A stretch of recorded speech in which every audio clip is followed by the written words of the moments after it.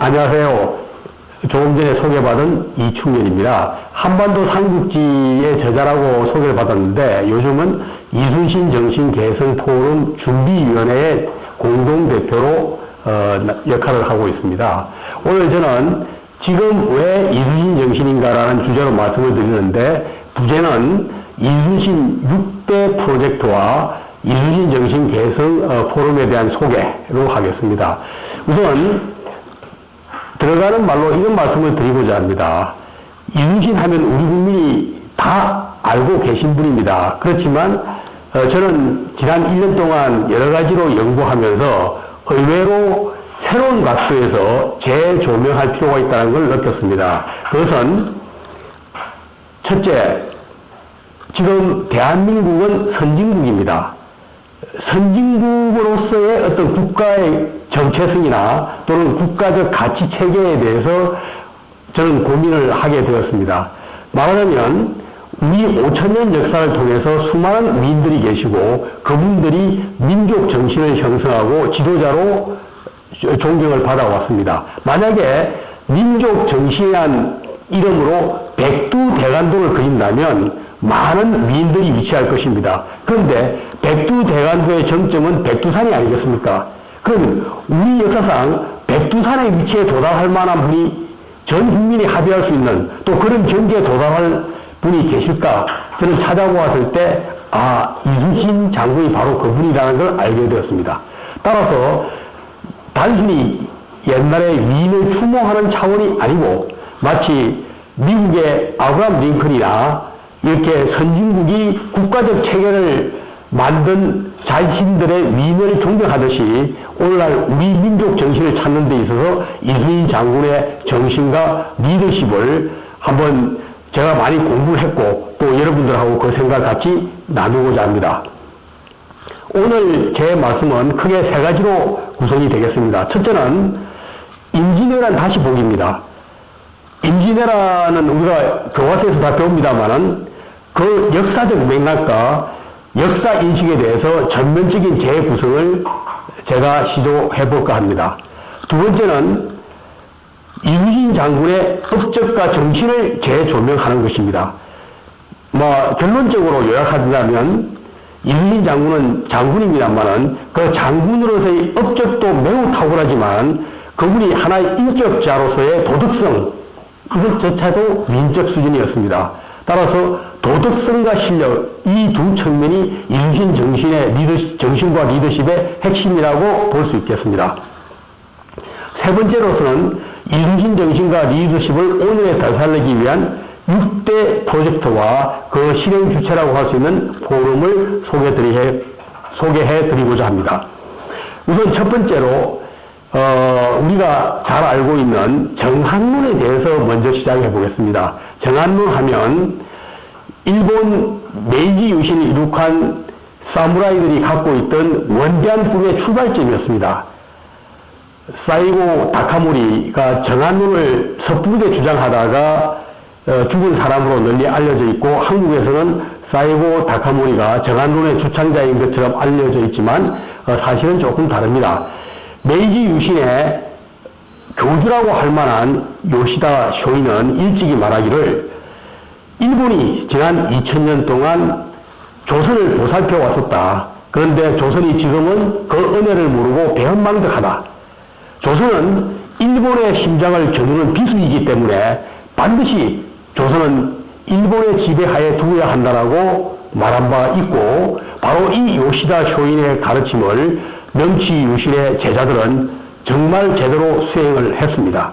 그렇게 하여 결국 그들은 50년 뒤 조선을 일본의 식민지로 만들었던 것이죠.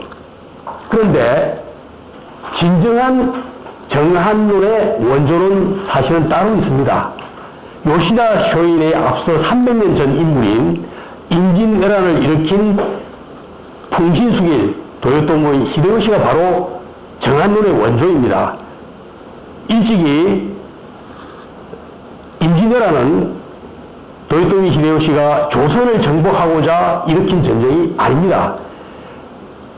100년에 걸친 전국시대를 통일한 도요토미 히데요시가 당시 세계의 패권국이던 명을 정복하고 더 나아가서는 인도까지 정복하겠다는 거대한 야욕을 품고 그 첫 출발지로 조선을 전쟁터로 삼은 것입니다. 따라서 저는 이 도요토미 히데요시가 주장한 전면 가도론, 명을 정벌할 테니 조선은 길을 비켜달라 이렇게 한 것을 제1차 정한론으로 봅니다.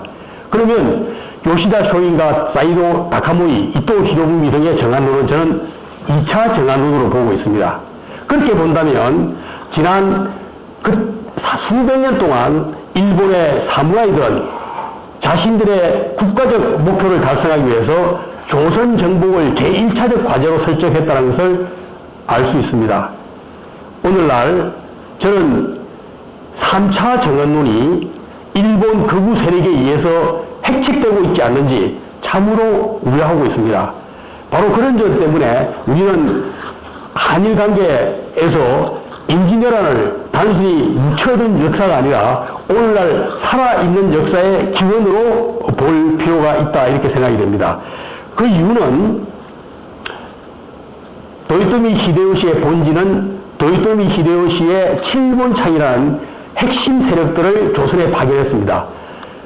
임진왜란 7년 동안 이 도요토미 히데요시의 전력은 큰 손실을 입고 도요토미 히데요시가 죽은 이후 바로 도쿠와 이에야스와 세기하가라 전투에서 동군과 서군의 싸움이 벌어졌을 때 도쿠와 이에야스가 승리를 거두고 도요토미 히데요시의 서군은 거기 막고 300년 동안 비주류로서 근근히 연명하였습니다. 그런데 이를 비주류들이 300년 만에 요시다 쇼인과 그 제자들이 모여서 메이지 유신을 성공시킨 것입니다. 따라서 메이지 유신은 기본적으로 우리가 알고 있는 사초 동맹, 사스와번과 조슈번의 연합을 뜻하는데 그 조슈번이 지금의 야마구치현이고 아베 신조 수상의 고향이고 또 그 세력들의 본거지입니다. 즉 다시 말해서 그 사초 동맹의 후예자들이 지난 150년 동안 일본 현대사를 지배해온 극우 세력의 모체가 되고 있습니다. 이런 점을 볼 때 임진왜란을 일으킨 도요토미 히데요시의 본류와 메이지 유신의 사무라이들과 오늘의 일본 극우는 동일한 세력인 것입니다. 우리가 이 점을 놓치지 않고 봐야 되겠습니다. 그러면 임진왜란은 도대체 조선을 뛰어넘어서 어떤 세계사적 의미가 있는가를 살펴보겠습니다. 임진왜란은 우리나라에서는 일본이 우리나라를 침략한 전쟁으로만 해석하는 경향이 있습니다. 그런데 사실 아까도 말씀드렸지만 그렇지 아니하고 일본이 세계를 정복하기 위해서 일으킨 초반의 전쟁입니다. 그러면 일본 임진왜란의 결과 세계사가 어떻게 변했느냐? 당시 세계의 패권 지역은 유럽이 아니고 동아시아였습니다. 중국 한족이 세운 명나라가 세계의 패권국이었는데 조선을 지원하느라고 엄청나게 병력을 소모한 자원을 소모한 명나라가 결국은 만주족이 세운 청나라에게 물려주게 되고 일본에서는 히데요시의 사후 도쿠와 이에야스의 막부가 성립이 되고 즉 동아시아의 세계 질서가 변하게 됩니다. 이로 말미암아 그 계기가 되어서 자연히 세계의 주도권이 유럽 쪽으로 많이 넘어가게 되는 계기가 된 것입니다. 단지 아쉬운 것은 조선은 임진왜란을 사실상 승리로 이끌었음에도 불구하고 그 전쟁의 교훈을 얻지를 못했습니다. 이후 당파 싸움으로 내부 헤게모니 투쟁에 매몰된 나머지 내정개혁이랄까 또 선진 문물의 도입, 국방력 강화에 실패하여 2차 정한론의 희생물이 되었던 것입니다. 따라서 이 임진왜란이야말로 그 인맥의 일관성에 있어서나 또는 세계사적 의미에 있어서나 사실상 동아시아의 오늘의 현재판을 형성했던 기원이라고 볼 수 있습니다. 그런데 왜 특히 한국에서 임진왜란을 완전히 현대화 단절된 과거로 이해하느냐 하는 것은 이 서구 역사관의 잔재 또는 식민사관의 잔재입니다. 서구 역사관에서 어떻게 보느냐 하면 동양의 건설을 중국의 입장에서는 아편전쟁 1842년이죠. 일본에서는 메이지유신, 조선에서는 강화도 수요자에게 체결을 근대 시작으로 대체로 보고 있습니다. 또 일본에서는 그 식민사관에 의하면 자신들이 주도해서 조선을 개항시킨 메이지유신 이후 시대를 근대로 봅니다. 그런데 일본 입장에서 가장 하기 싫은 말 중에 하나는 침략 전쟁이었던 임진왜란에서 일본이 비참하게 참패당했다는 사실을 알리고 싶지 않은 것입니다. 임진왜란은 이순신 장군의 탁월한 업적에 인하여 또 조선의 민중과 의병의 역할에 의하여 일본이 사실상 패배한 싸움입니다. 일본은 자신들의 패배를 가리우고 자신들이 조선에 대해서 공세적 입장을 견지한 때부터 근대의 시작을 설명하고 싶은 것입니다. 저는 우리 한국의 많은 역사의 주류들도 불행하게도 또 안타깝게도 메이지 유신의 사무라이들을 영시하거나 메이지 유신의 드라마틱함을 경탄하는 사람은 많지만은 우리 조선의 위대한 역사, 우리가 승리한 역사를 망각하는 경우가 많은 것 같아서 참으로 안타깝게 생각하고 있습니다. 이렇게 봐서 임진왜란이야말로 우리의 주체적, 동아시아의 주체적 관점에서 봤을 때는 현대사의 기본 판을 깐 역사적 기원이다. 저는 이렇게 주장을 하고 싶습니다. 그러면 임진왜란의 의미에 대해서 조금 더 깊이 들어가 보겠습니다. 여러분, 징기스칸과 도요토미 히데요시의 차이와 공통점이 뭐라고 생각하십니까? 두 사람 다 공통점은 수백 년에 걸친 부족 간의 내전을 통일시킨 영웅들입니다. 그리고 자기 부족끼리의 전쟁을 종식시킨, 그리고 단일한 권력을 선 이들은 눈길을 밖으로 돌려서 세계 정복에 나섭니다. 여기까지가 공통점입니다. 그런데 차이점은 뭘까요? 징기스칸은 이순신을 만나지 못했고 도요토미 히데요시를 초반에 이순신을 만난 게 차이점입니다. 물론 징기스칸의 다른 뛰어난 점도 전쟁 지도자로서의 뛰어난 점도 많았겠습니다만은 당시 16세기 후반 일본의 육군과 해군은 세계 최강이었습니다. 그 세계 최강의 군사력에 대해서 해군 출신이 아닌 그것도 하급 육군 장교에 불과했던 이순신이 초반부터 일본의 군사력을 완벽하게 패퇴시킨 것입니다. 따라서 이 임진왜란을 통하여 소위 삼국전쟁, 명나라와 조선과 일본의 국력을 기울인 전쟁에서 한 명의 슈퍼스타에 의해서 전쟁의 흐름이 결정이 난 것입니다. 그런데 우리 조선에서 임진왜란의 이런 국제전으로서의 의미는 대단히 축소 왜곡되었습니다.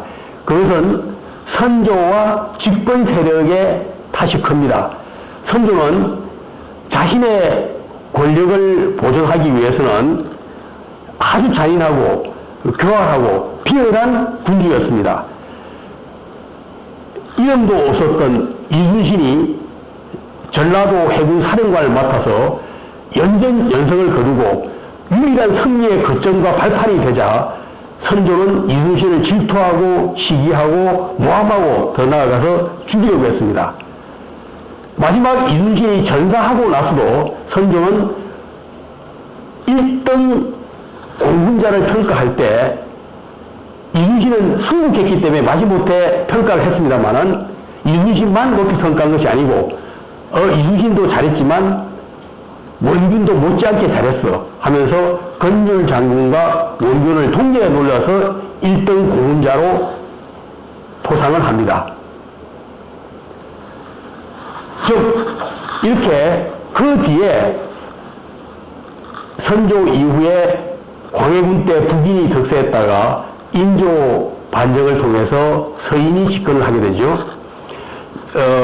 여러분이 잘 아시다시피 이순신은 무관 출신이고 또 주로 이순신을 벼락 출세시킨 추천자들은 대체로 동인 출신이었습니다. 유성룡이 그러했고 또 병조 판서나 많은 사람들이 대체로 동인 계열이었습니다. 이순신 장군 본인은 동인과 서인 어느 쪽에도 포함되지 않았습니다만 가까운 사람들이 동인이 많았고, 동인은 임진왜란 발발 1년 전에 발생한 기축옥사, 선조가 서인인 정철을 조종해가지고 동인 1천여 명을 1년 만에 학살시킨 아주 잔인한 옥사가 있었습니다.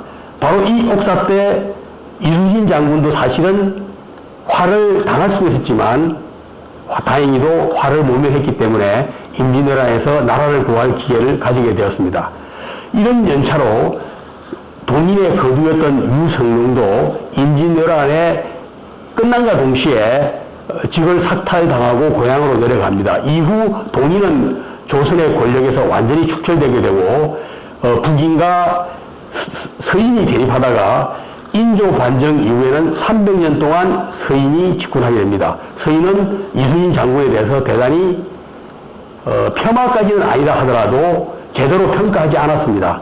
우선 서인 자체가 사대부 중심이기 때문에 이 무신을 좀 폄하한 것이 있고, 그 다음 두 번째는 동인이 주로 지지한 이순신을 띄우고 싶지 않았으리라고 저는 추측하고 있습니다. 그런데 이런 이순신을 민족의 영웅으로 부활시킨 뛰어난 인물이 있었습니다.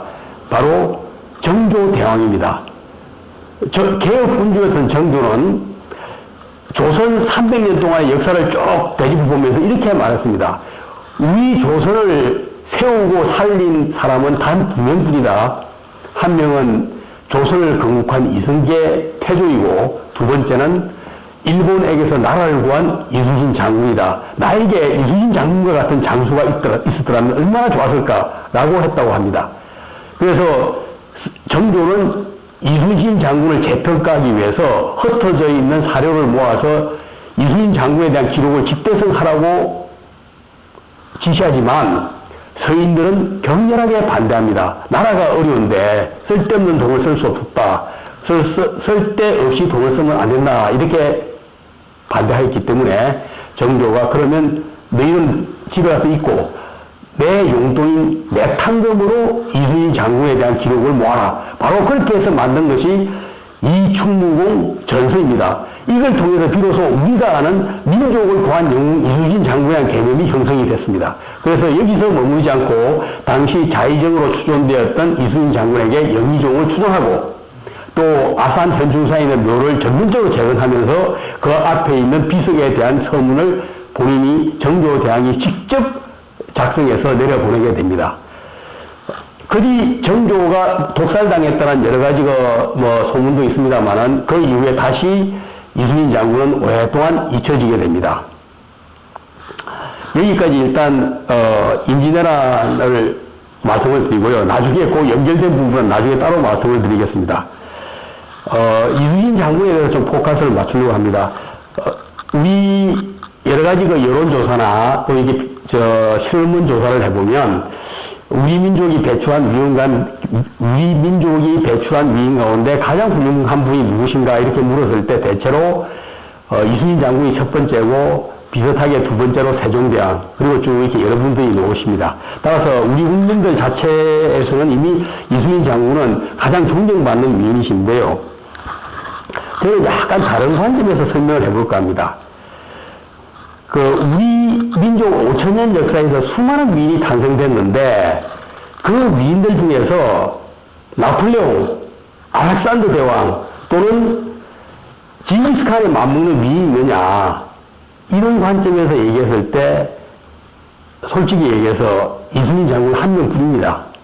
을지문덕 장군이 그 업적은 대단하지만 기록이 워낙 남아있지 않아서 고정이 거의 어렵습니다. 반면에 이순신 장군은 유리한 조건에서 이룬 전승의 신화이기 때문에 그야말로 전 세계가 글로벌 수준의 전쟁 지도자라고 인정을 이미 하고 있습니다. 그런데 이순신 장군은 아까 얘기한 나폴레옹이나 알렉산더 대왕이나 징기스칸에 비하면 전혀 안 알려져 있습니다. 그거는 저는 코리아 디스카운트의 사례 중에 하나라고 봅니다. 이순신 장군은 어떤 캐릭터냐? 우리 국민이 잘 아는 용어로 설명드린다면 중국의 삼국지 연의에 나오는 제갈공명 더하기 관우 더하기 조자룡, 이 세 명의 캐릭터를 합친 급입니다. 제갈공명은 뛰어난 사람이지만 많은 패배를 이뤘고 결국은 나라를 구하지 못했습니다. 관우도 충성스러웠지만 목숨을 바쳐서 충성하지는 못했습니다.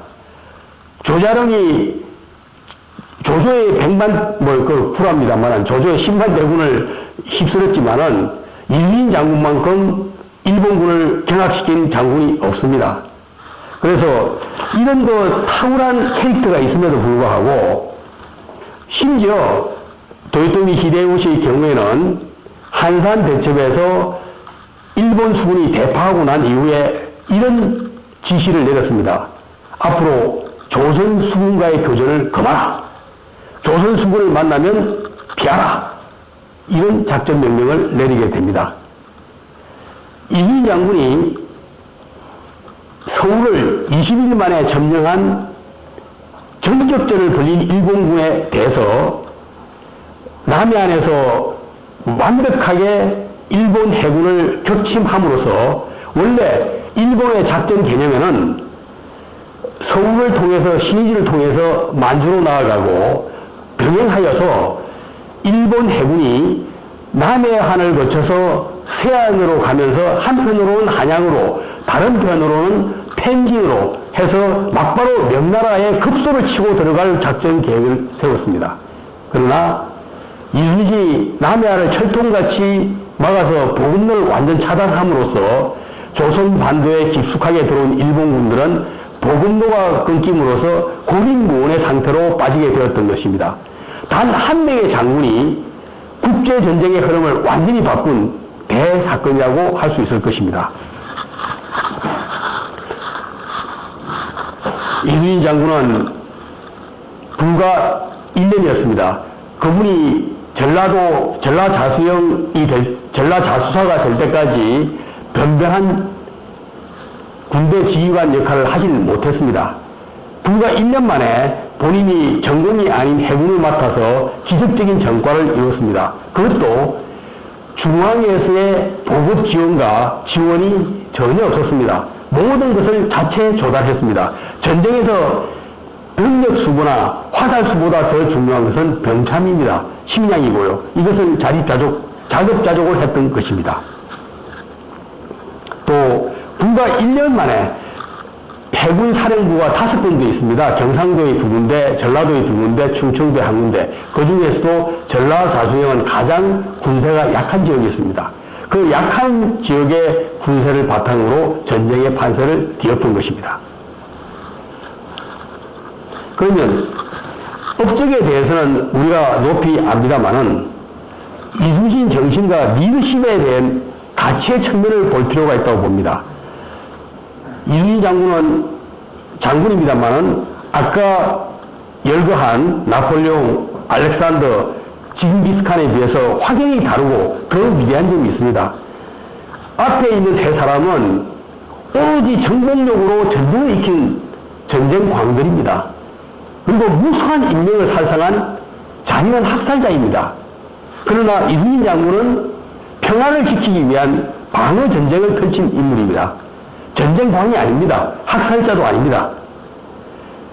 그 인격과 도덕성, 사심없는 애국심과 희생정신을 통해서 다른 영웅들하고는 완전히 대비가 됩니다. 바로 여기에 이순신 정신과 리더십의 차이점이 있는 것입니다. 우리나라에 지금 5,000명 이상의 이순신 전문가가 있습니다. 또 수많은 지식인들이 경영학 차원에서, 군사 전략적 차원에서, 역사학적 차원에서 이순신 장군의 리더십을 연구하고 있습니다. 대체로 오늘날 이순신 장군의 정신과 리더십을 얘기할 때 요약해 본다면 아까 말씀드린 대로 도덕성과 그 실력이 되겠습니다. 도덕성에 있어서는 우리가 남해안에 대해서 유일하게 전쟁의 흐름을 바꾼 공로자이면서도 선조의 원규의 모함과 선조의 질투로 파직되고 심지어는 사실은 참수될 위기에 몰렸습니다. 그러다가 여러분들의 강력한 상소에 의해서 목숨만은 건지고 백의종군을 하게 되죠. 그때 이순신 장군이 난중일기에 자신의 한을 절절히 많이 틀어놓긴 합니다만은 지배층에 대한 분노와 원한을 그대로 폭포하지는 않습니다. 오히려 전쟁의 참화의 고통을 겪고 있는 백성들의 고통과 어려움에 대해서 깊은 공감대를 보여줍니다. 그리고 칠천량 해전에서 이순신이 5년 동안 쌓아올린 그 엄청난 조선 수군이 단 하룻밤에 괴멸이 되었을 때 그 소식을 듣고 이순신은 땅이 꺼지는 듯한 하늘이 무너질 듯한 슬픔과 분노를 느꼈지만은 거기서 주저앉지 아니하고 내가 현장에 가서 다시 제2의 여지를 살펴보겠다 이렇게 해서 다시 나서게 되고 그 며칠 뒤 정말 연치 없게도 선조는 참 내가 미안하고 할 말은 없고 면목도 없지만 다시 한번 삼도 수원 통제사를 맡아달라라고 얘기했을 때 이순신 장군은 아무런 조건과 끊임 없이 나라를 구하기 위했다면 뭐든지 하겠습니다라는 자세로 그 명을 다시 받아들였습니다. 그리고 아무것도 없는 상태에서 병사와 군대와 또 각종 그 병참, 식량 이런 것들을 모집하러 다녔고 그 50일 뒤에 명랑해전에서 다시 한번 기적의 성부를 펼치게 됩니다. 저는 그런 점에서 이순신 장군은 정말 그 정신자세로 봤을 때는 오직 하나 정말 나라를 위해서는 사심없는 희생정신 그 정도는 하늘이 감동할 정도로 지성이면 감천이란 말이 해당되지 않을까 이런 생각이 듭니다. 이 정신적 퀄리티에 대해서는요. 지성이면 감천이다. 그런데 이 지성이란 말이 참 묘한 뉘앙스가 있습니다. 약간 옆으로 빠집니다만 설명을 드리면 아베 신조의 좌우명이 지성입니다. 지성. 더할 나위 없는 정성이란 뜻 아닙니까?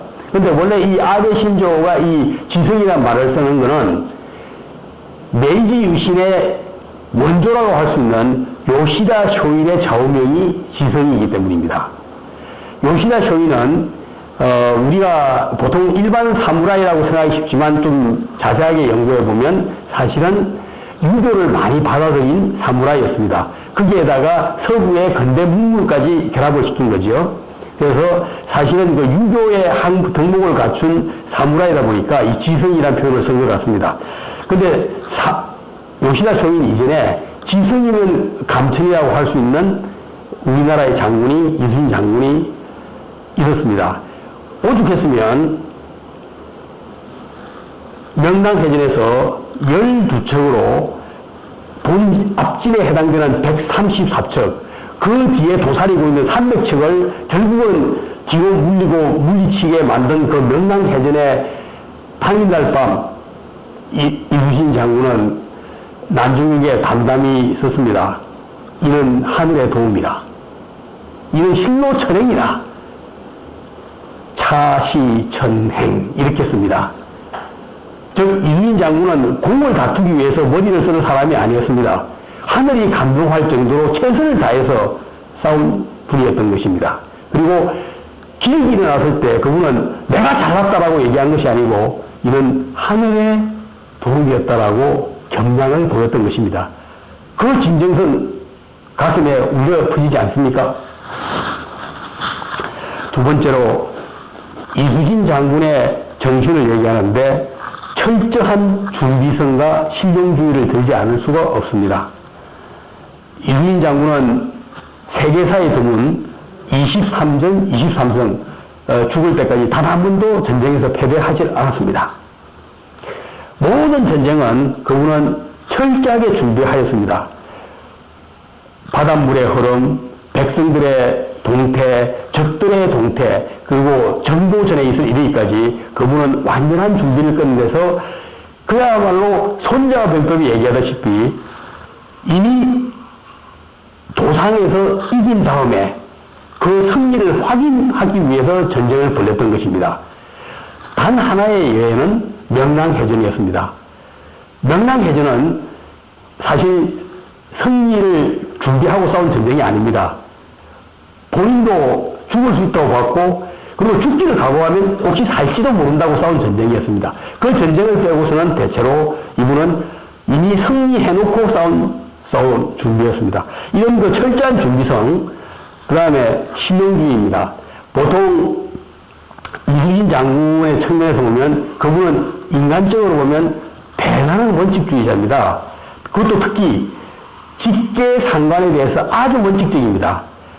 자기 직계상관이 쉽게 얘기해서 그 화살통을 달라고 했을 때 이런 지하에 거절한다든지, 또는 자기 위에 사령관이 자기 관할에 오동나무를 베어서 금골 만들겠다고 했을 때 단칼에 거절한 거라든지, 또 수많은 그 인사청탁에 대해서도 단호하게 거절한 것을 봤을 때 사실 그것 때문에 이순신 장군은 여러 번 삭탈관직이 아니고 참수당할 위기에 많이 처합니다.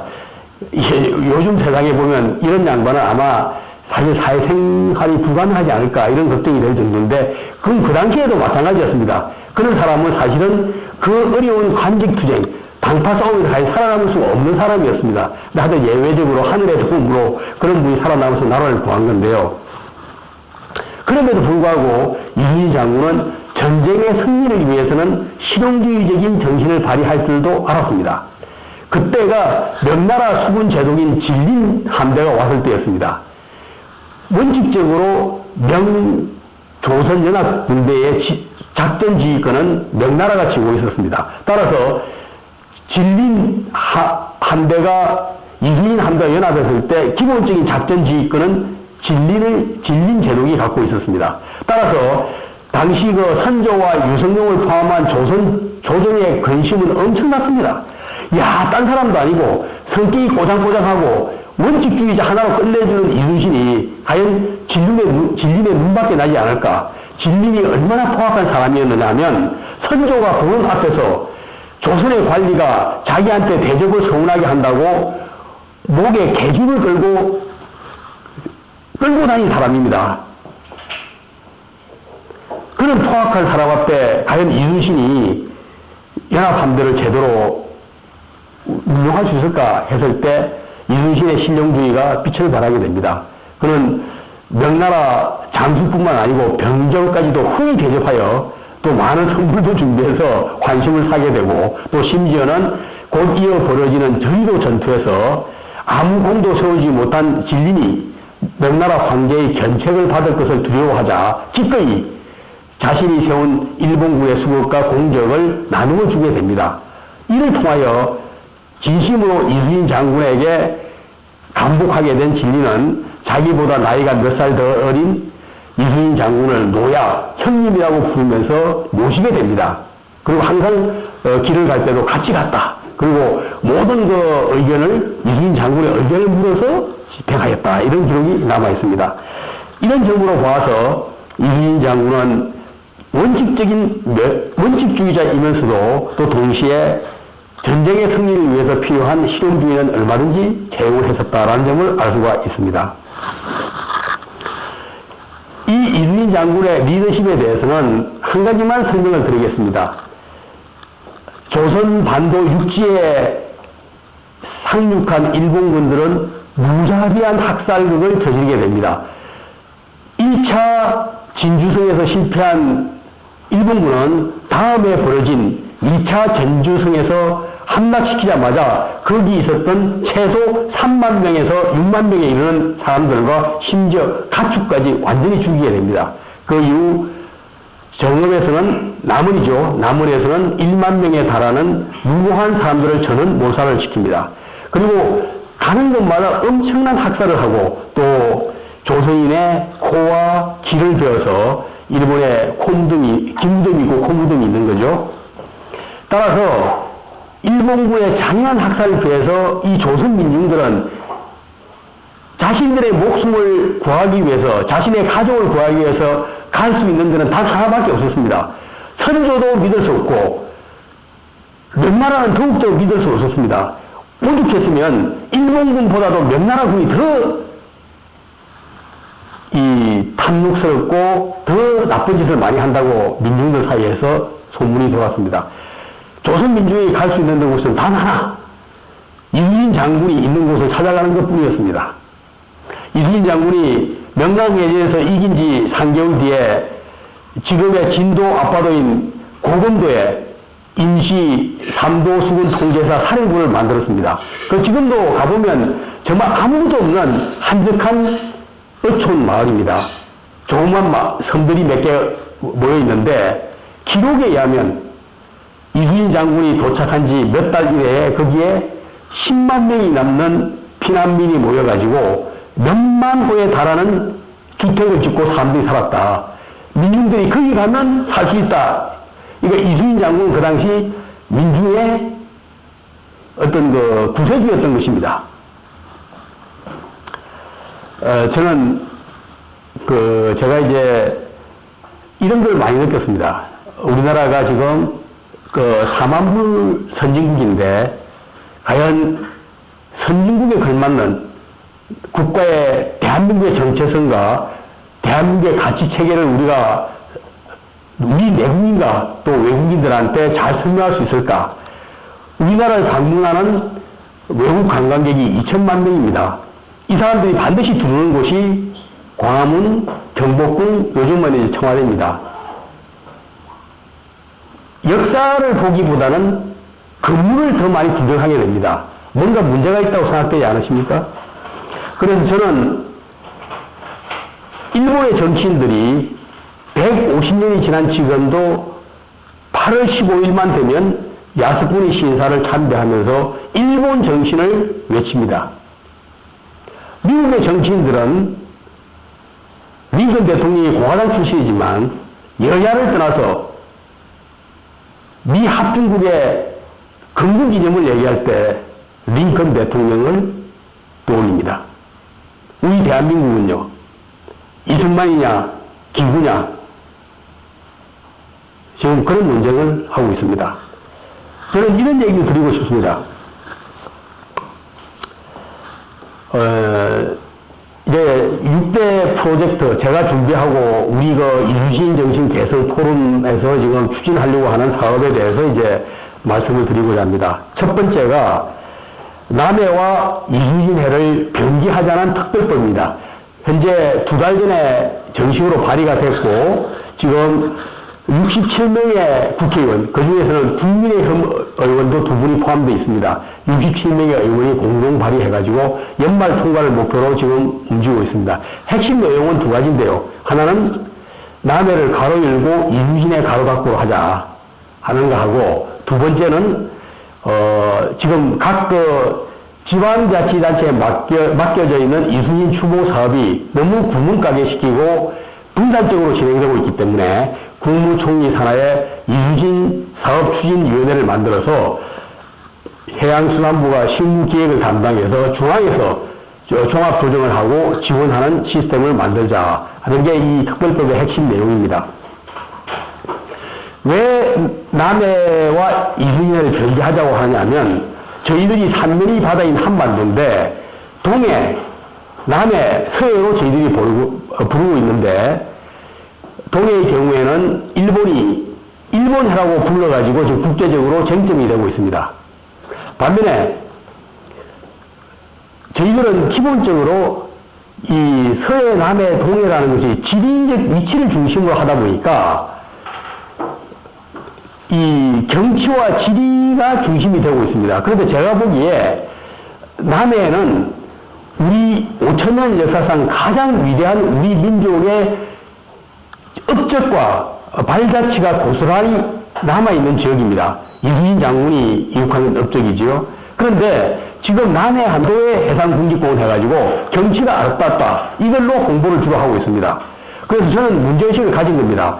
아니, 남해란 말을 없앨 수는 없지만 이미 써왔던 말이니까 적어도 거기에 이순신해라는 가로 열고 닫고가 들어가야 우리 교과서 또는 모든 공문서 또 지도에 남의 이순신해가 표기될 때 1차적으로 거기에 담겨있는 역사성부터 인식하지 않겠는가. 또 외국인의 경우에는 이순신이 누군가에 대한 관심을 갖게 될 것입니다. 그래서 저는 이 남해와 이순신의 경기특별법을 이제 작년 10월부터 추진했는데 뭐 여기서 최근에 유튜브 하시는 황인표 씨가 난데없이 끼어들어서 자기가 의원들한테 이제 아이디어를 줬다는 얘기를 줘가지고 좀 약간 소란이 있었는데요. 그건 뭐 사실은 아니고 언젠가는 좀 그 사실을 공개적으로 밝힐 기회가 있을 거라고 봅니다.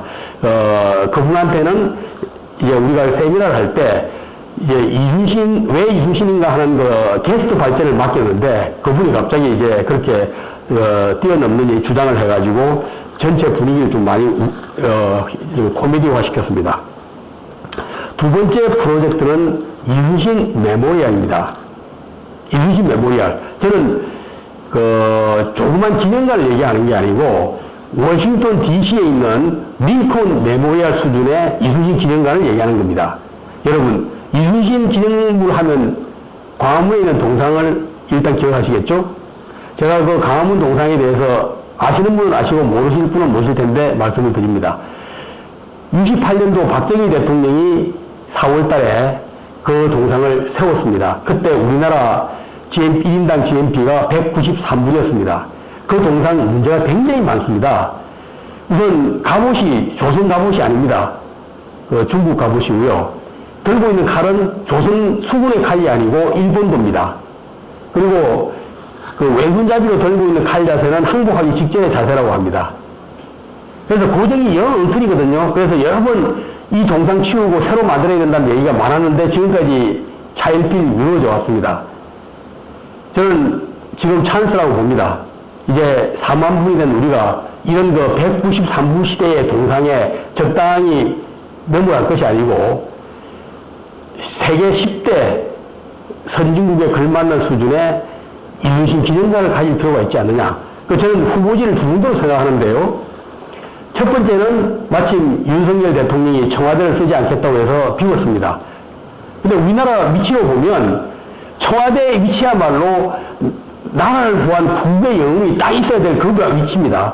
그래서 저는 언젠가 어느 정당이 대통령 공약, 선거 공약으로 이순신 기념관을 청와대에 짓겠다 이런 걸 좀 했으면 좋겠다는 생각을 갖고 있고요. 두 번째 후보지로서는 미군이 오랫동안 외국 군대가 100년 이상 지배했던 용산공원이 적합합니다. 용산민족공원이라고 볼 수도 있는데요. 만약에 용산공원에 이순신 기념관을 짓게 되면 거기 그 전쟁 기념관도 있고 여러 가지가 있기 때문에 워싱턴의 내셔널 몰 같은 그런 그 구도로 장기적으로 재편할 수 있을 것이라고 봅니다. 세 번째는 이순신 순례길입니다. 대한민국 사람 중에서 이 멀고 먼 스페인까지 비행기 타고 가서 산티아고 순례길을 다니는 사람들이 많습니다. 코로나가 일어나기 전 2019년만 하더라도 8,000명의 한국인들이 산티아고 순례길을 다녀왔습니다. 그런데 우리나라에 산티아고 순례길 못지 않는 의미를 가진 이순신 순례길이 있다는 걸 아는 분들은 매우 숫자가 적습니다. 이순신 순례길을 활성화시켜야 되는데요. 저도 처음에 없는 줄 알았어요. 근데 제가 만들려고 조사하다 보니까 이미 돼 있다는 걸 알게 되었습니다. 참 이게 웃고픈 현실인데요. 이순신 순례길 가운데 첫 번째로 중요한 것은 백이종군입니다. 4월 1일 의정부에서 나와가지고 이틀 뒤 4월 3일부터 합천에 있는 근율 장군의 합동사령부로 이순신 장군이 말 하나 타고 이동하기 시작합니다. 이 길을 서울, 경기도, 그 다음에 충청도의 아산, 전라북도, 전라남도, 순천 거쳐서 다시 합천까지 가게 됩니다. 이것이 640km이라는 백이종로입니다. 2013년 해군사관학교가 순천항 대학교의 이순신학과에 용역을 의뢰해가지고 대체로 고정이 완료되어 있습니다.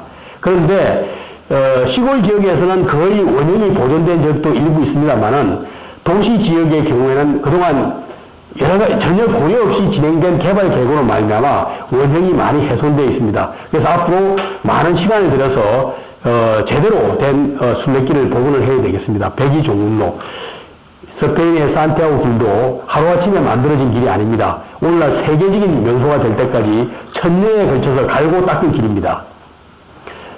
백이종로가 있고요. 그 다음에 합천에서 7천량 해전에서 조선 수군이 전멸했다는 얘기를 듣고 이순신 장군이 수군을 재건하기 위해서 해남에 있는 명랑까지 가게 되죠. 이게 약 600km의 수군 재건로입니다. 그 다음에 부산포에서 남해 거쳐서 여수, 그 다음에 명랑, 그 다음에 목포의 고화도까지 이르는 이순신 장군의 함대의 궤적지가 지금도 둘레길로 잘 정비되어 있습니다. 이 남파랑길 약 한 1200km 이상 됩니다. 그래서 합치면 이순신 순례길이 2000km가 넘고 역사성도 있고 매우 풍광도 아름다운 지역입니다. 저는 이 이순신 순례길을 언젠가 우리 대한민국의 후손들이 평생에 한 번은 반드시 걷고 싶은 버킷리스트 1위가 되는 그날을 위해서 우리가 갈고 닦아야 되지 않겠느냐. 그래서 사실은 올해 처음에 4월 28일 날 백이종문로 하루씩 이어걷기 행사를 처음에 기획을 했습니다.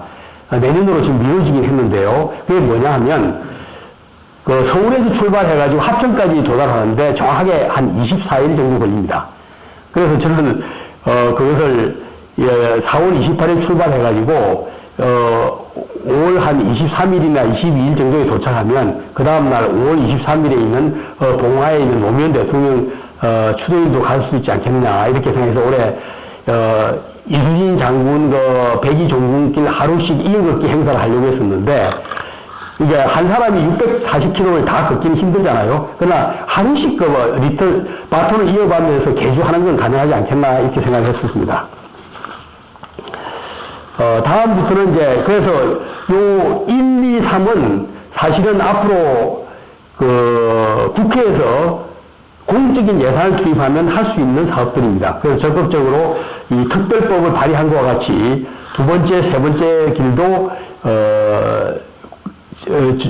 국가와 지방자치단체와 협력해서 이걸 활성화했으면 좋겠다 이런 생각을 갖고 있고요.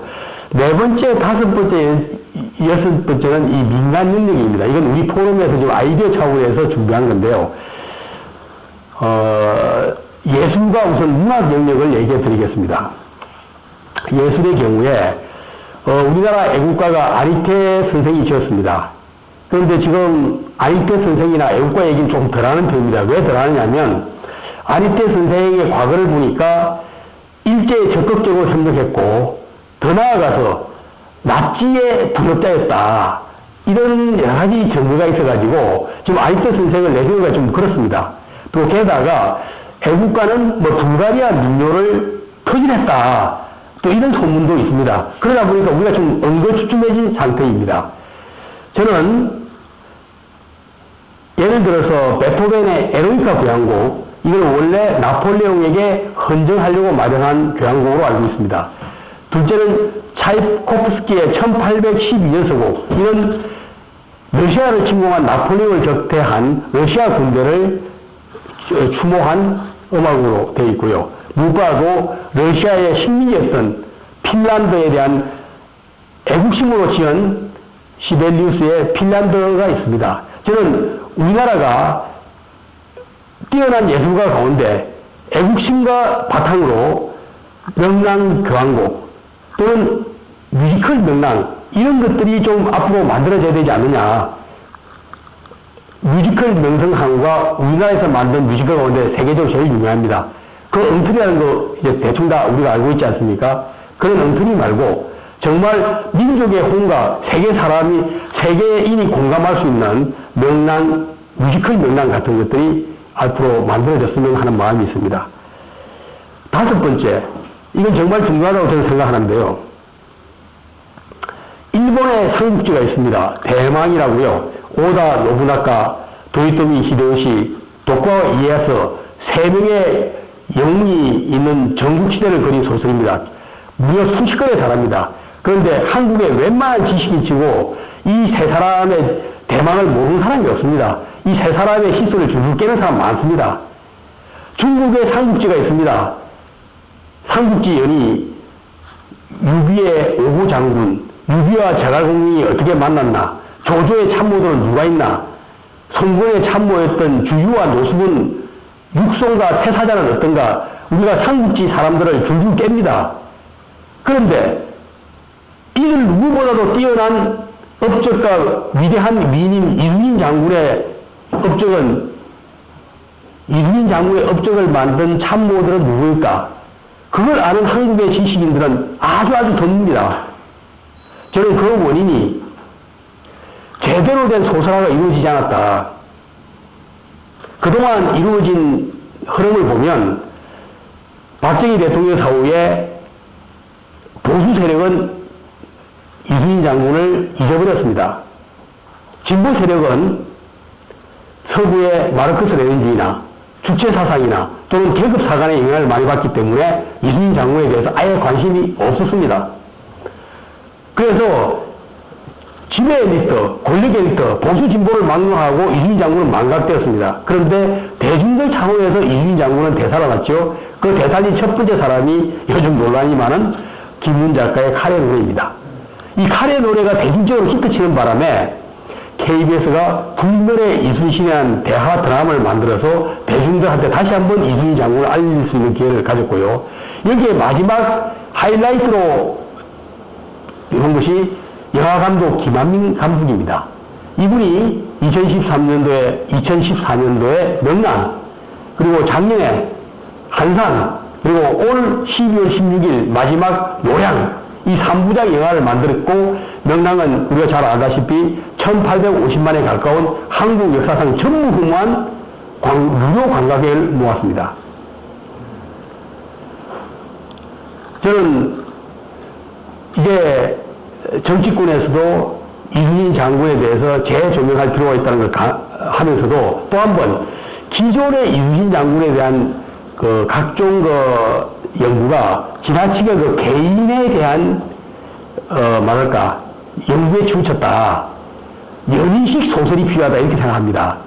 왜냐하면 예를 들어서 이순신 장군을 백의 종군으로 파직시키게 된 결정적 계기가 일본군이 파견한 첩자가 가토 기요마사가 부산에 오니까 이순신을 보내서 잡으세요 라는 거짓 정보를 흘렸는데 이순신이 그게 거짓입니다 하고 안 갔기 때문에 파직을 당하게 되는 거죠. 근데 이게 우리 역사에서 이런 식으로 굉장히 간결하게 처리됩니다. 삼국지 여기 보면, 정사 삼국지를 보면 적벽 대전이 딱 이렇게 돼 있어요. 조조가 20만 대군을 몰고 오와 유비를 정벌하러 갔으나 풍토병과 여러 가지 어려움으로 인하여 패퇴하였다. 이게 적벽대전의 정사삼국지에 나오는 내용입니다. 이거를 나관중 씨가 천재적인 각색으로 우리가 알고 있는 적벽대전으로 뻥튀기 한 겁니다. 우리가 알고 있는 건 다 나관중의 적벽대전을 알고 있잖아요. 그러면 제가 생각하기에 이 추측입니다만은 그 일본 첩자를 파견한 게 단순히 일본군 그 말단 관리 아이디어겠냐? 저는 그렇게 안 봅니다. 오사카 성에 있는 도이토미 히데요시 막부의 정보 총책임자들이 이순신을 어떻게 제거할 것인가에 대해서 머리를 싸고 만든 프로젝트라고 봅니다. 그러면 이게 오나라 조정 한복판에 단신으로 뛰어들어가가지고 촉오 동맹을 마련된 제갈공명이나 이순신을 제거하기 위해서 도요토미 히데요시의 막부가 꾸민 이 거대한 정보전쟁이나 재미있게 얼마든지 할 수 있거든요. 하나의 사례를 드는 겁니다. 드라이하게 역사를 갖다가 정사식으로 쓸 게 아니고 삼국지 연인식으로 이순신의 드라마를 쓰게 되면 저는 컨텐츠 자체가 보장되어 있기 때문에 삼국지 연인은 뻥튀기 많이 한 내용이지만 이순신 연인은 뻥튀기 할 필요가 없습니다. 역사 자체가 드라마고 소설이거든요. 거기다 약간만 더 글재주를 더하면 됩니다. 저는 그렇게 본다면 시오노 나나미의 로마의 이야기처럼 임진왜란 연인은 조선과 명나라와 일본의 삼국의 에이스가 붙은 명실공한 세계 패권을 놓고 다툰 한지판의 전쟁이고 거기서 놓은 불세축의 슈퍼스타이기 때문에 반드시 전 세계의 사랑을 받는 대작이 나올 거라고 생각합니다. 우리 문제가 있는 분들 반드시 도전하시기 바랍니다. 그리고 그걸 할 수 있도록 여건을 한번 마련해 볼 생각입니다.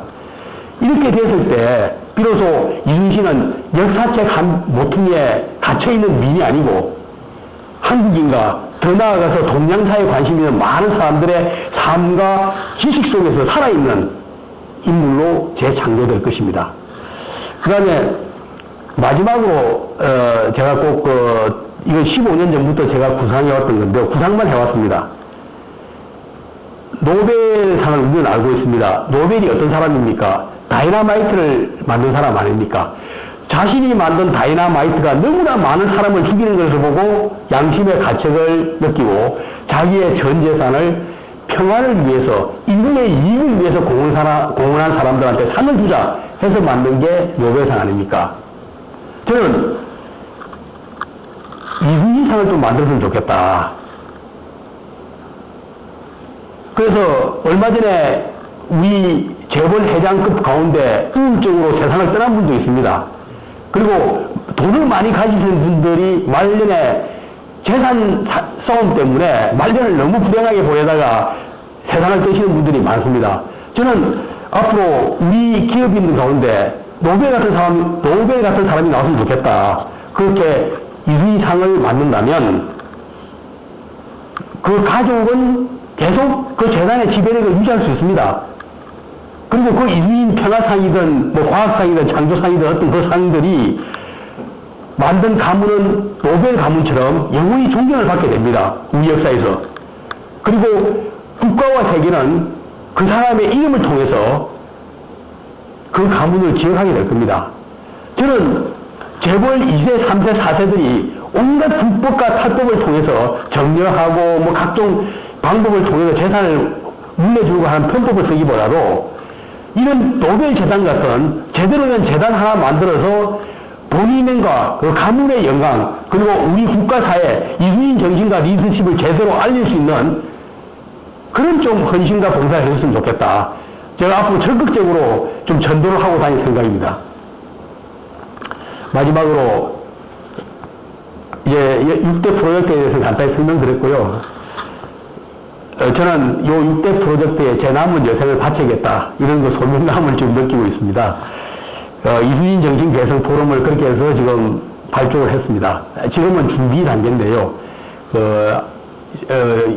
이런 그 사업을 하는 경우에는 정말 이순신 마케팅이 아니고 또 이순신 장군을 팔아서 자신이 명성과 돈과 부와 뭐 이런 걸 얻겠다. 이런 것이 아니라 그 정신과 리더십이 오늘 21세기의 대한민국을 밝히는 등불이 되는데 조금이라도 기여해야 되지 않느냐. 이런 그 진정성이 굉장히 중요하다고 생각합니다.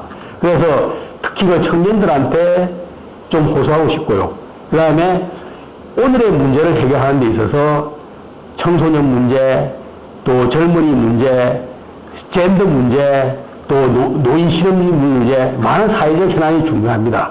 그러나 또 한편 국가라는 것은 다면적이고 다층적 측면이 있기 때문에 한 선진국이 선진국으로서의 프레스티지, 국격을 가지기 위해서는 그에 맞먹는 정신사적 가치도 보존을 시켜야 됩니다. 오늘날 한국 정치가 그야말로 출세를 위해서 또는 다음 공천을 위해서 전력 투구하는 양상으로 그러다 보니까 후한무치하다는 소리도 듣고 특히 진보 세력조차도 도덕성이 원래 그 출발점이자 생명력이었음에도 불구하고 오늘날 위선과 내로남불 때문에 진보 세력은 망하고 있다라는 평을 받기도 합니다. 저는 이순신 장군의 정신과 리더십이 올바르게 실천됨으로써 하나의 그 백신이자 치료제가 되기를 바라는 마음도 있습니다.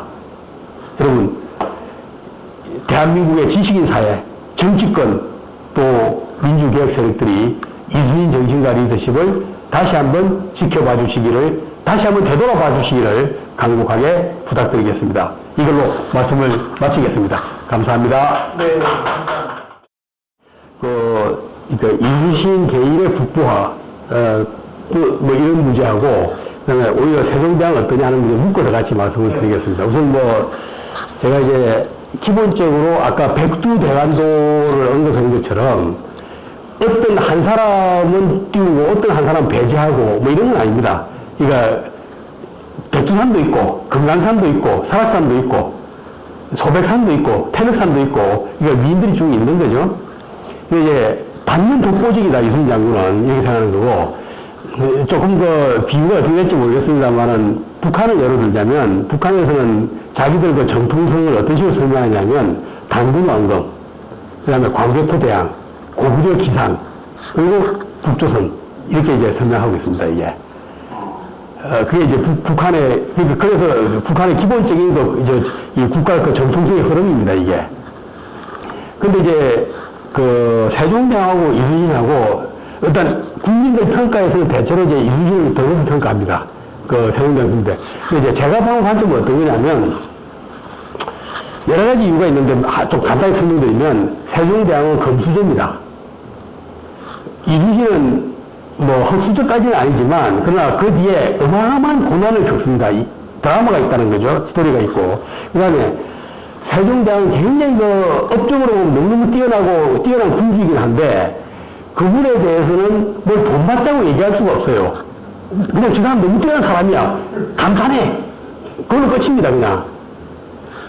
근데 이순신은 그렇지 않아요. 인간, 난징일기에 보면 이미 백의 종군, 그러니까 약 한 달 반 동안 옥에 있었잖아요. 그 정도면 보통 몸이 다 망가집니다. 그러니까 그 이전에는 이 사람이 하루에 하사를 100번 쏘았다 이런 게 많이 나와요. 활 쏘는 걸 굉장히 좋아하기 때문에. 거기에 활 쏘았다는 기록이 한 번도 안 나옵니다.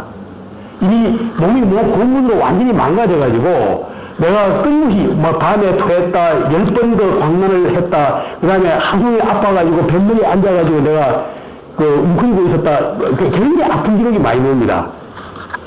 그러니까 그 히스토리, 그러니까 명랑해전 이틀 전, 3일 전까지만 하더라도 내가 밤에 기절했다. 아침에 간신히 정신을 차렸다. 하루 종일 내가 하나도 못 먹었다. 막 이런 기적이 나옵니다. 그래서 우리가 생각할 때는 마치 명랑해전이나 이 전쟁을 갖다 이 사람이 막 앞장서서 폼나게 그냥 막 이렇게 한 것 같지만 사실은 막 죽을 힘을 다해서 이 사람이 지도한 겁니다. 근데 그런 사람이 명랑해전에서 맨 앞에 나와가지고 막 하루 종일 외쳤다는 거 아닙니까? 그러니까 이 스토리. 그건 뭐 세종대왕 하나도 못, 세종대왕 솔직히 너무 좋은 걸 많이 먹어서 담력권으로 세상을 뜨신 분이에요. 그래서 그렇다는 거고, 그 다음에 세종대왕이 이런 여러 가지 업적을 사실 현재의 과제하고 연결하기 굉장히 어렵습니다. 근데 이순신 장군은 일본하고의 싸움이기 때문에 아까도 내가 여러 번 설명했지만 이순신 장군으로부터 우리가 현대사를 설명하기 시작하면 승리의 역사로부터 시작합니다. 근데 우리 현대사를 만약에 강화도 수호지학으로 하면 김옥균, 그 다음에 전봉준, 패배한 사람들로부터 시작을 해야 됩니다. 굉장히 큰 차이가 있습니다. 우리가 일본에 대해서 승리했다는 걸 배경에 깔고 시작하는 거하고 우리 일본한테 형편없이 당했어. 이걸로 역사가 시작되는 거하고는 천냥지차입니다. 심지어 일본 사람조차 이렇게 얘기해요. 러시아 발틱 함대를 맞이했던 도고 헤이하치로 제독이 전날 밤에 지금 진해에 일본 수군을 숨겨두고 러시아 함대를 기다립니다. 그리고 이 사람이 기도를 합니다. 전쟁의 신이시여, 내일 대일본 제국의 운명이 걸려있습니다. 저희 함대를 보호하사 러시아군을 패퇴시키고 아시아를 구하게 하여 주십시오. 그 전쟁의 신이 이순신 장군입니다. 도고 헤이하치로가 내 전쟁의 신은 이순신 장군 얘기를 해요. 그리고 시바 료타로가 이렇게 얘기합니다. 조선의 명장 이순신을 조선에서는 잊혀졌지만 일본은 그 이순신을 끊임없이 연구했기 때문에 우리는 러시아를 격파하고 세계의 열강이 될 수 있었다. 이건 뭐 분석도 아니고 조롱도 아니고 뭡니까 이게. 그래서 우리가 이순신 장군을 옛날 사람으로 생각하는 게 대해서 우리 스스로 부끄러워해야 된다. 네, 이런 말씀을 좀 드리고 현대사는 현재 진행 중입니다. 제가 한반도 삼국지에서 지적한 바 있듯이 김일성이 세운 왕조, 박정희가 이룬 근대화 세력, 김대중 대통령이 형성한 민주화 세력의 쟁투는 현재 진행 중입니다. 1세대, 2세대, 3세대, 4세대를 거치면서 계속 진행 중입니다. 그 뿌리를 거슬러 올라가면 1948년 건국절이냐, 1919년 대한민국 임시정부냐, 여기까지 가는 것이고, 더 거슬러 올라가면 동학혁명까지 거슬러 올라갑니다. 정통성을 두루산 논쟁이 지금 치열하게 진행되고 있습니다. 저는, 우리 특히 민주당을 포함한 민주개혁 세력이 동학혁명으로부터 우리 역사의 출발을 잡은 게 지금 와서 보면 굉장히 미스테이크였다. 이런 생각을 하고 있습니다. 이순신 장군의 임진왜란, 오늘날 일본을 지배하고 있는 지배 세력, 도요토미 히데요시, 그 후에 세력인 메이지 유신, 그 후에 오늘의 아베 신조, 이러기까지 동일한 세력입니다, 이게. 이 동일한 세력을 격퇴했던 이순신 장군을 출발점으로 삼았을 때 우리가 역사를 보는 관점이 달라진다. 이렇게 얘기 하나 하고 싶고. 그다음 두 번째는, 우리 국민이, 그러니까 여야, 보수, 진보, 남녀노소를 다 떠나서 전라도, 경상도를 떠나서 누구나 합의할 수 있는 영웅에 대해서 그 의미를 올바로 찾아가는 게 전혀 모르는 사람을 띄우는 것보다 100번, 1000번 더 쉽습니다. 왜냐하면 제가 보기에 이순신 장군의 진가는 지금 아직 제대로 안 알려져 있다. 그 의미를 제대로 파악하지 못하고 있다. 이게 예를 들어서 이순신 장군이 세운 업적과 그 정신은 상당히 보편적입니다. 저 글로벌 보편적입니다. 이제 한국의 영웅으로 지금 제가 이순신 장군 아까 말씀하신 건 한국의 영웅으로서는 이순신 충분하다. 내가 생각할 때는 링컨, 나폴레옹, 알렉산더와 맞먹는 글로벌 레벨로 끌어올리라는 겁니다. 지금 제가 갖고 있는 문제의식은. 그래서 두 번째, 국내적으로 봤을 때 이순신 장군은 미인들 중에서도 특이하게 연고지가 전국에 걸쳐 있습니다. 이게 굉장히 중요한 요소입니다. 지금 민주세력 하지만 그 주장하는 바는 혹시 보편적 가치를 하지만 실질적 지리적 위치는 호남에 딱 갇혀 있습니다. 그걸 잡아야 됩니다. 호남하고 영남의 이 분리 상황을 이순신 장군은 서울의 중구에서 태어났고 8살 때 충청도 아산에 내려갑니다. 외갓집에 사는 거죠. 30살까지 거기 살다가 30살 이후에 청년 시절에 한경도로 군관 생활을 나가고 그 뒤에 40 넘어서 전라도에 사령관으로 부임을 하게 되고 그리고 역사상 중요한 전쟁을 거의 대부분 경상도 바다에서 치르게 됩니다. 원군이 임진왜란 개전 초기에 나 좀 도와달라고 강국하게 요청이 왔을 때 이순신이 참모해준 여지 않습니까? 대부분이 반대했어요. 왜냐하면 엄격하게 관할과 수역이 정해져 있기 때문에 이거 전라자수령이 경상도 해역으로 나가서 싸우는 게 일본의 명령도 없는데 가능한가? 이런 의견들이 많았는데 아마 정문 장군인가 그 양반이 경상도 바다는 조선의 바다가 아닙니까? 나가 싸웁시다 해가지고 이 양반이 오케이 나가자. 오케이가 말은 안 썼겠습니다만은 그래서 이제 경상도 해역으로 나가기 시작한 거죠. 실제 남해안 해역을 들어보면 각 지역에서 이순신 장군에 대한 추모율이 대단합니다. 경상도와 전라도가 없어요. 여러분 부산 시민의 날이 10월 5일인데 무슨 날인지 아십니까? 10월 5일 음력으로 9월 5일인데 9월 1일이 이순신 장군 함대가 500여 척의 일본 함대가 정박하고 있는 일본 수군 본진을 격파한 날이 10월 5일입니다. 양력으로 따졌을 때. 그 날을 부산 시민들이 투표로 부산 시민의 날로 결정했어요. 통영, 삼도수군 삼도수군 통제사가 있던데니까 말할 필요도 없죠. 남해, 여수, 그 다음에 쭉 가서 해남, 그리고 목포까지 남해안 전역은 이순신 군대의 발자취가 없는 데가 없습니다. 근데 다 그러니까 몇 군데, 지방자치 몇 군데 한 서너 군데만 그럭저럭 하고 있고 지방자치 단위에서 대부분은 정말 안쓰러울 정도로 퇴락한 상태로 있습니다. 그리고 이 이순신 장군의 연고지가 전국에 있기 때문에 아까 제가 국힘의 의원 두 분이 참여했다고 했잖아요. 그 두 분이 누구냐면 현중사가 지역구에 있는 분하고 진해 해군사관에 또 지역구에 두 분이에요. 그러니까 막상 이게 법안이 올라가면 국민의힘이 당론 차원으로 반대하기가 굉장히 어렵습니다, 이게. 왜냐면 밑에 지방자치나 대중들의 움직임이 있기 때문에. 그래서 직접 이 아름다운 경치에서 차박만 하지 말고 그 이순신 장군에 대한 추모 열기를 느껴보시면 이 부모들이, 젊은 부모들이 5살, 8살, 9살 되는 어린애들 손목을 끌고 와가지고 이순신 장군에 대해서 설명하는 장면들을 많이 보실 수 있을 것입니다.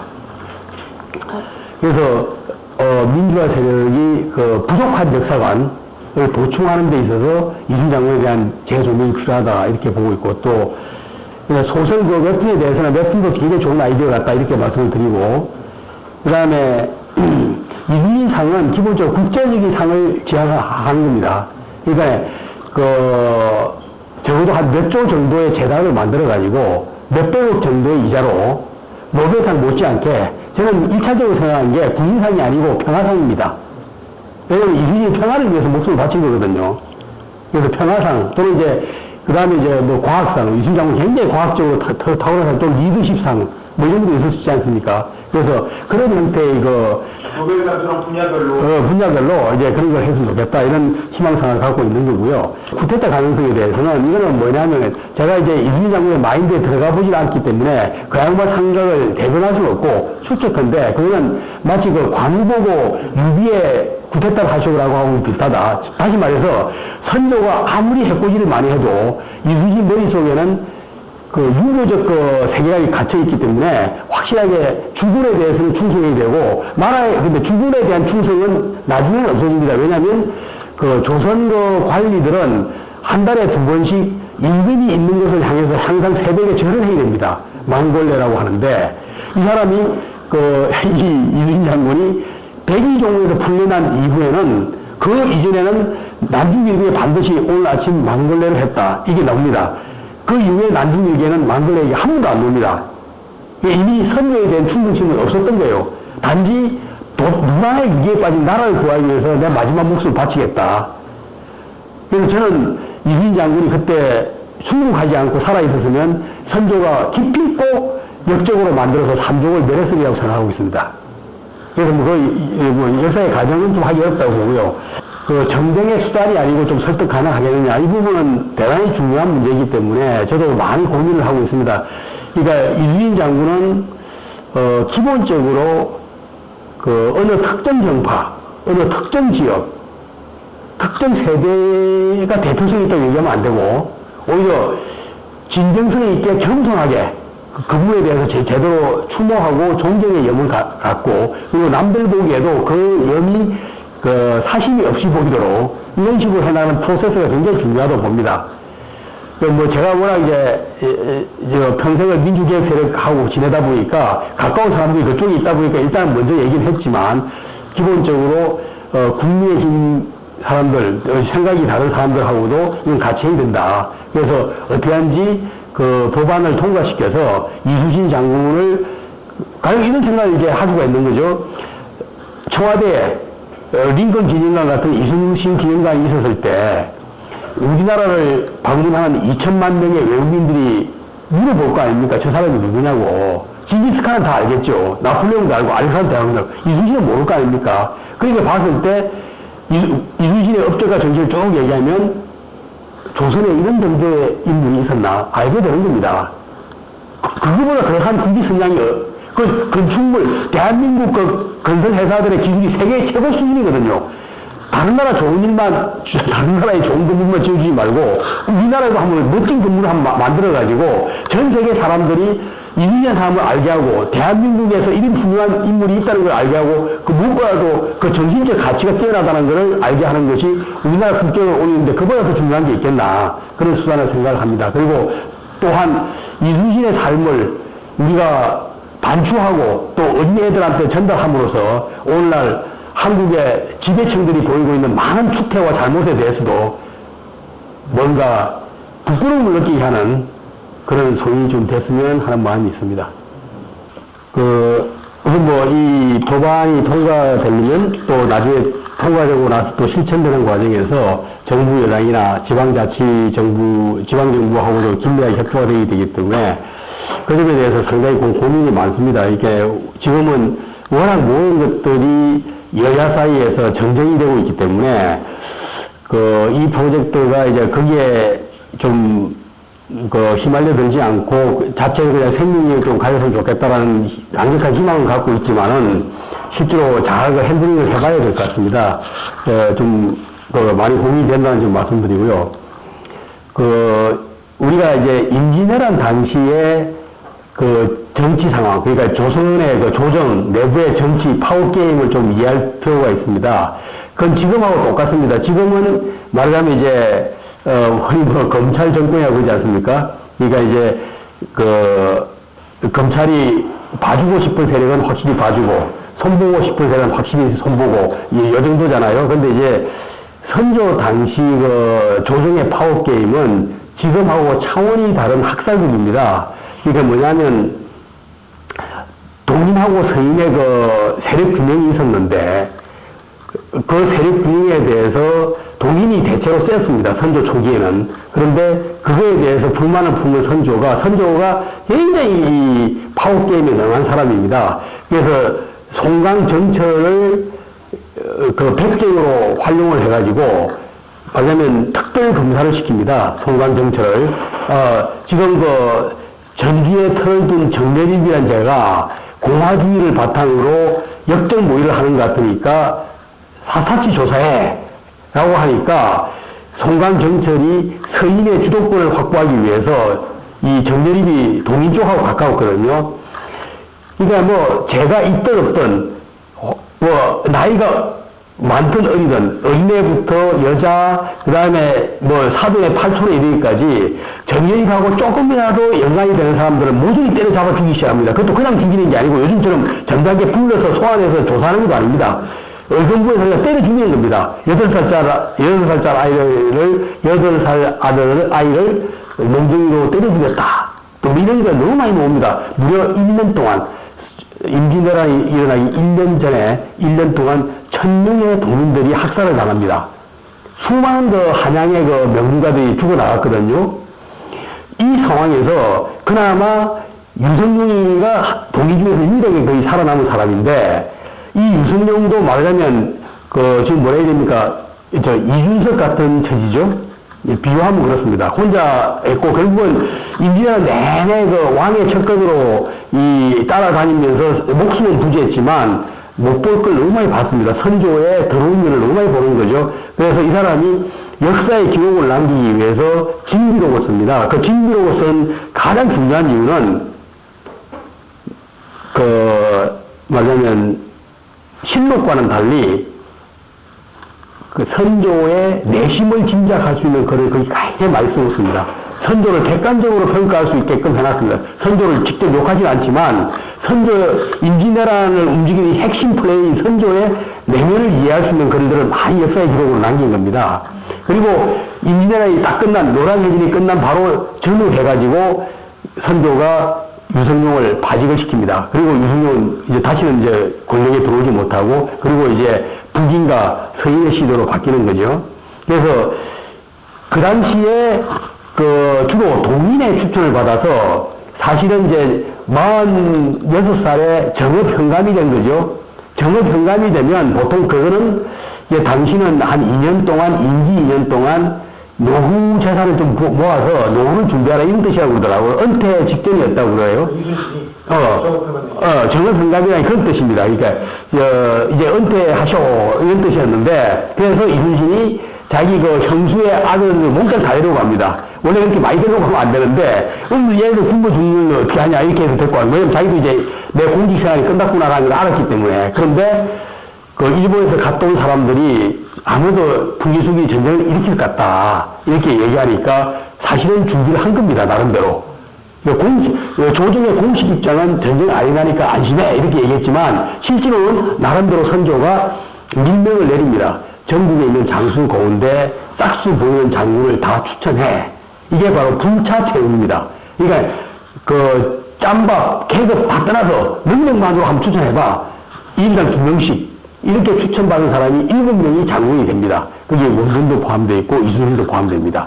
그래서 이순신이 7계급 특진해가지고 전라자수사가 되는 겁니다. 그러면 상식적으로 생각해보세요. 지금 조정에서 자기를 추천했던 동인들을 싹 다 그런 멸문의 화를 당하고 있는데, 내가 여기서 아차 잘못하면 내 집안도 멸문 당할 거 아니에요. 얼마나 살떨리겠어요. 그러면 7계급 특진이 고맙겠습니까? 아니면 부담이 좀. 엄청난 부담, 엄청나게. 또 특히나 그 시대에 또 전쟁의 시대에 상관이 부하 하나, 그러니까 좀 티꺼운 애 하나 죽이는 건 여반장이에요. 내 말을 안 듣습니다. 군령으로 지시했는데 군령을 안 따릅니다 하면 그냥 죽는 거예요, 그게. 파리 목숨. 그 당시 이게 높은 자리가 아닙니다. 전라도 다수하는 자리가 뭐 대단한 자리도 아니고. 그 위에 뭐 관찰사도 있고 뭐도 막 많아요, 위에 또. 근데, 그래서 이순신이 한편으로는 자기는 이제 전쟁이 일어날 거 확신했기 때문에 전쟁 준비에 박차를 가하면서 동시에 난중일기를 쓰는 겁니다. 난중일기 왜 썼겠어요? 그 바쁜 와중에, 그 피곤한 와중에도 전쟁 일기를 쓰는 거 아닙니까? 그거는 자기를 위한 마지막 변명의 수단이거든요, 그게. 그래서 실제 그 선조 시대 때 이 신하라는 게 바늘 반석 정도가 아니고 칼날 위에 서 있는 겁니다. 그냥 떨어지면 교도소가 아니고 그냥 멸종이, 삼족이 멸하는 겁니다. 그런 시대를 살았던 사람들입니다, 이 사람들이. 그래서 뭐 그런 거 이제 여러 가지 역사학계에서 많이 나오고요. 그 이순신의 경우에는 특히나 이미 그 민중의 신망이 몰리고 있었기 때문에 자랑할 게 없는 선조와 그 척건들 입장에서는 이순신은 정말 그 잠이 안 오는 존재였던 거죠. 쟤 때문에 내가 잠이 안 온다. 그렇다고 해서 뭐라고 공개적으로 욕할 수는 없고 미치는 거죠. 그래서 나중에 그 백의 종군으로 모함을 씌웁니다만은 그 정도 말씀드리고요. 저는 그 지금 김대중 정신, 노무현 정신, 또 심지어 촛불혁명을 거쳐서 한국 사회에서 범상치 않은 흐름이 일어났습니다. 그 촛불혁명이 일어나기 전에 또 6월 항쟁이 일어나기 전에 대부분의 민중운동의 지도자들은 참수당했습니다. 전봉준이 참수당했고 안중근은 적진에서 죽었고 김구 선생은 우리 한복판에서 죽었고요. 그런데 촛불혁명까지 와가지고 우리는 말하자면 이제 촛불 정권을 세우기도 했던 거죠. 그런데 우리가 교훈을 얻고 있습니다. 아무리 민중들이 들고 일어나도 그리고 승리를 가져와도 실력이 없으면 도로 반동이 일어나는 거구나. 역사의 후퇴가 일어나는구나 하는 걸 우리는 지금 겪고 있고 눈으로 보고 있습니다. 실력과 도덕성. 지금 우리는 실력과 도덕성 둘 다 의심받고 있습니다. 제가 이순신을 통해서 정말 우리 사회에 던지고 싶은 문제의식은 바로 그겁니다. 실력도 있고 도덕성도 있었던 조상이 있다 이겁니다. 근데 그 사람을 제대로 기억하는 사람은 없고 대부분 다 돈 버는 마케팅의 대상으로만 생각하고 있습니다. 다시 한번 생각해 보십시다. 그리고 같이 할 수 있으면 좋겠습니다. 감사합니다. 네, 감사합니다.